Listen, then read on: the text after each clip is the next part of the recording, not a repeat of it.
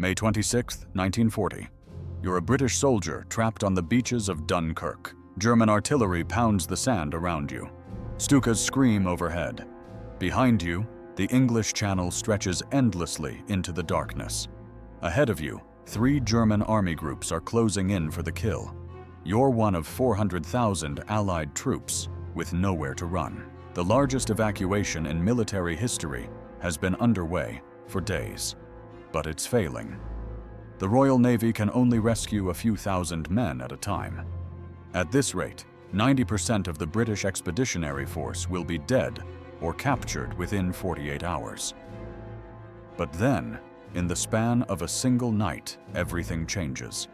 A plan so audacious, so seemingly impossible, that even the German High Command couldn't believe it was happening. A maneuver that would save not just thousands, but tens of thousands of lives in one incredible night. But here's what most people don't know about Operation Dynamo.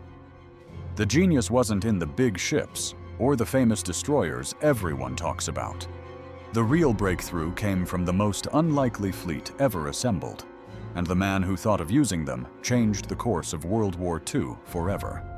Today, I'm going to tell you the complete story of how one man's impossible idea saved 40,000 soldiers in a single night and prevented Nazi Germany from winning the war in 1940. To understand the genius of what happened at Dunkirk, you need to understand just how desperate the situation had become by May 26, 1940. The German blitzkrieg had shattered every assumption about modern warfare. In just 16 days, they had torn through Belgium, Holland, and northern France like a knife through paper. The supposedly impregnable Maginot Line had been bypassed. The French army was in full retreat, and the British Expeditionary Force, the cream of Britain's military, was trapped in a shrinking pocket around the port of Dunkirk. Winston Churchill, who had just become Prime Minister, was facing the darkest moment in British history. His military advisors were telling him to prepare for the worst. Some were even suggesting that Britain should negotiate peace with Hitler while they still had an army left to defend the homeland. But Churchill had a different idea. If they couldn't save the equipment, maybe they could save the men. On May 26th, he authorized Operation Dynamo, the evacuation of British forces from Dunkirk. The plan, on paper, looked hopeless. Dunkirk's harbor had been bombed into rubble. The port facilities were destroyed. The only way to get men off the beaches was to bring ships close to shore, but the water was too shallow for destroyers and cruisers to approach safely. The Royal Navy calculated that they could evacuate maybe 45,000 men over several days using their available destroyers. But there were nearly 400,000 Allied troops trapped on those beaches. The math was simple and terrifying. Most of them were going to die.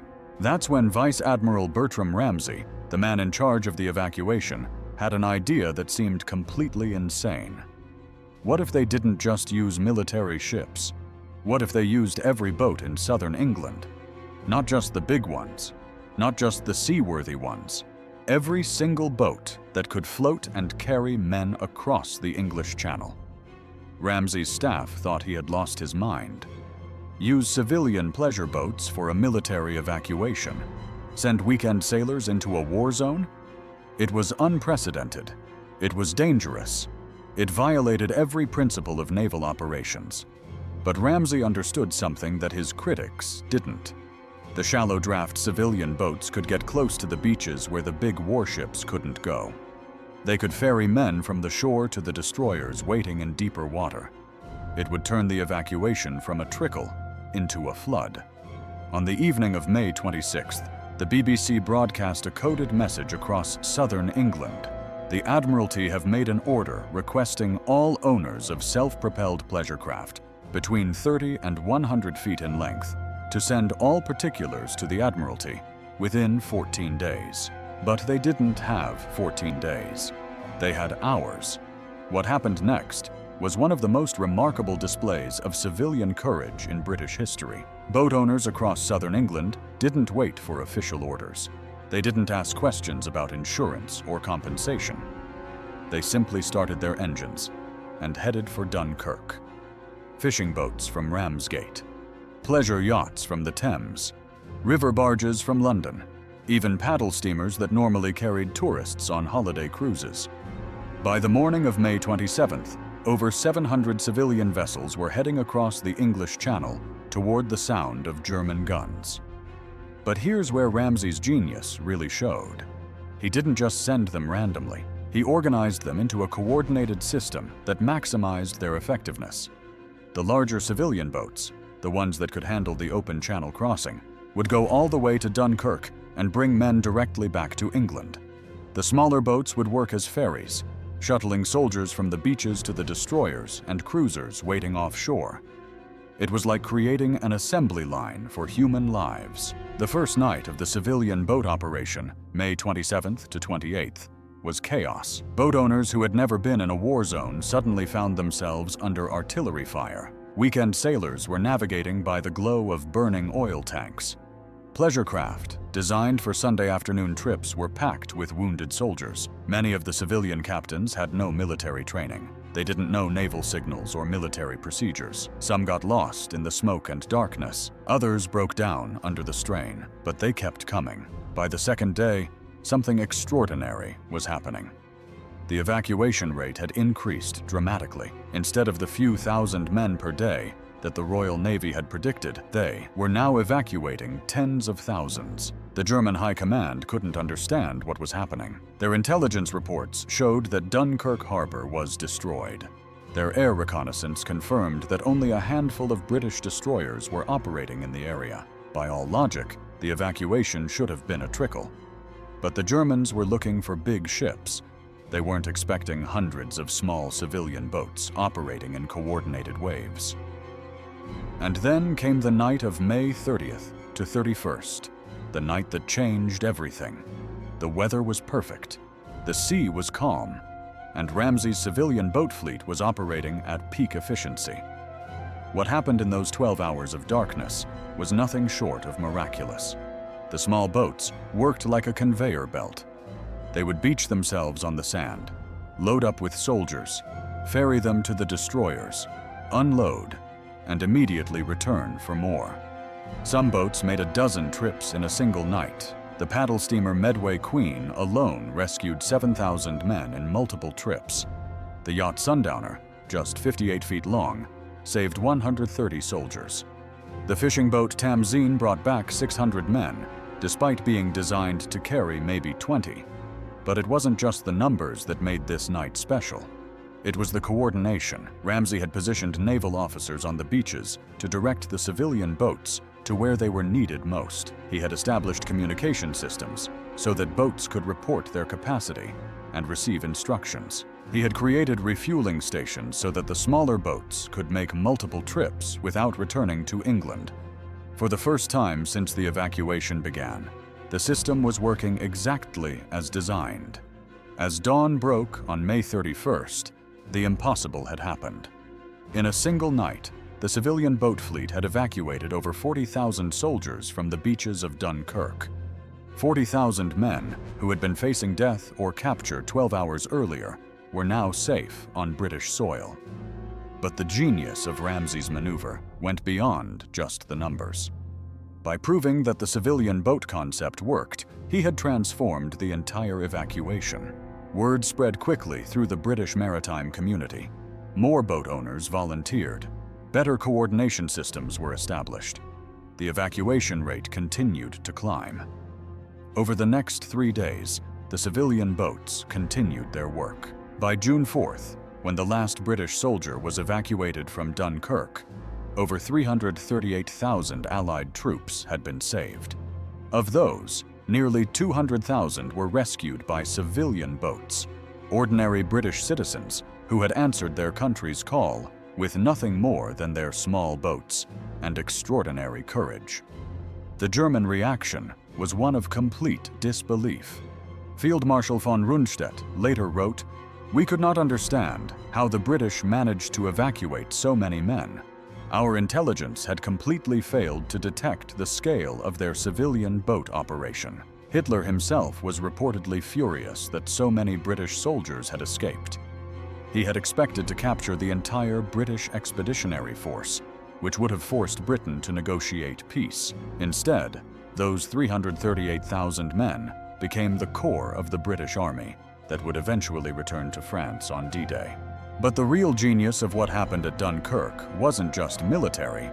It was human. Ramsay had understood something that traditional military thinking often misses: that in desperate times, ordinary people are capable of extraordinary things. By trusting civilian boat owners to risk their lives for strangers, he had tapped into something deeper than military discipline. The boat owners who crossed the channel that week weren't professional soldiers. They were fishermen and yacht club members, river pilots and weekend sailors. Many of them had never been in combat. Some had never even been to sea in rough weather. But they understood that 400,000 men were trapped and dying, and they had the means to help. So they did. The story of Charles Lightoller perfectly captures this spirit. Lightoller was 66 years old and had been the senior surviving officer from the Titanic disaster 28 years earlier. When he heard about Dunkirk, he took his motor yacht Sundowner and sailed to France. Despite being under constant air attack, Lightoller made multiple trips to the beaches. When German planes strafed his boat, he used his World War I naval experience to take evasive action. When his boat was overloaded with soldiers, he redistributed weight to keep it stable. Lightoller brought back 130 men in a boat designed for 21.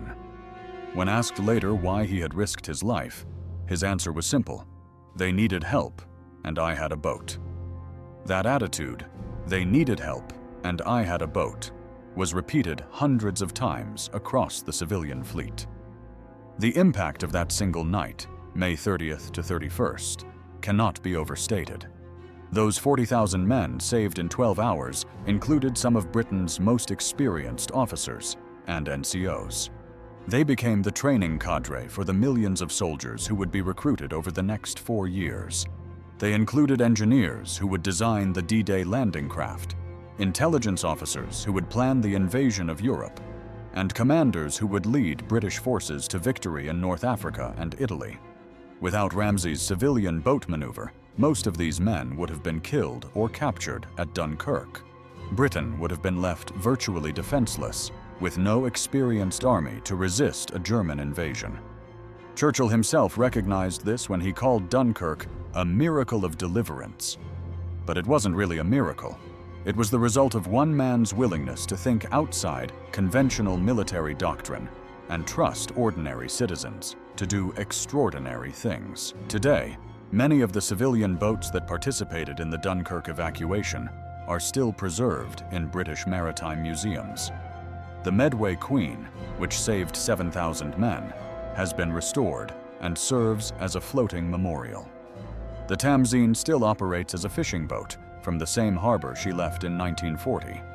But the real memorial to what happened that night isn't in any museum. It's in the principle that Ramsay established, that in times of crisis, the greatest resource any nation has isn't its military hardware or its professional soldiers. It's the willingness of ordinary people to risk everything for strangers. The genius maneuver that saved 40,000 soldiers in one night wasn't really about boats or tactics or military strategy. It was about recognizing that heroism doesn't require a uniform.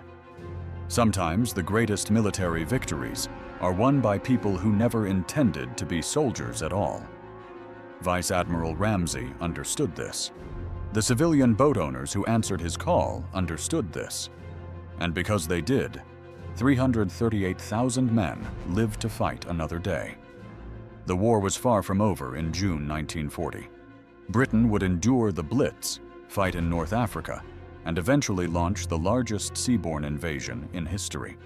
But none of that would have been possible without the men who were saved by a fleet of fishing boats, pleasure yachts, and river barges on the beaches of Dunkirk.